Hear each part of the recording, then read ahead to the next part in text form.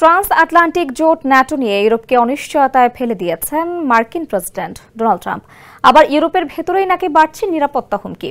এমত অবস্থায় নিজেদের অস্তিত্ব টিকিয়ে রাখতে জোটবদ্ধ হচ্ছে ব্রিটেন ও ফ্রান্স। নিজের পরমাণু অস্ত্র ভান্ডার নিয়ে করছেন নতুন পরিকল্পনা। সম্প্রতি এমন ঘোষণা দিয়েছেন ফরাসি প্রেসিডেন্ট ইমানুয়েল মাখোঁ। ব্রিটেনের 3 দিনের রাষ্ট্রীয় সফর শেষে মাখোঁ এই কথা জানান। কয়েক বছর আগে ইউরোপীয় ইউনিয়ন থেকে বেরিয়ে যায় ব্রিটেন। আবার ব্রিটেন ফ্রান্সের ঐতিহাসিক টানাপোড়েন রয়েছে।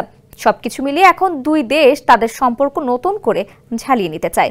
মাখোঁর সঙ্গে এক যৌথ সংবাদ সম্মেলনে ব্রিটিশ প্রধানমন্ত্রী কিয়ার স্টারমার বলেন, তারা পরমাণু প্রতিরোধ নিয়ে প্রথমবার সমন্বয় করবে। Original product, best service and best offer. Your right choice, Transcom Digital. এজন্য নর্থ ওয়ার্ড ডিক্লারেশনে সই করার কথাও জানান স্টারমার। শত্রুদের উদ্দেশ্যে হুমকি দিয়ে স্টারমার আরও বলেন, এখন থেকে এই মহাদেশ চরম কোনো হুমকির মুখে পড়লে ব্রিটেন ও ফ্রান্স তার জবাব দেবে।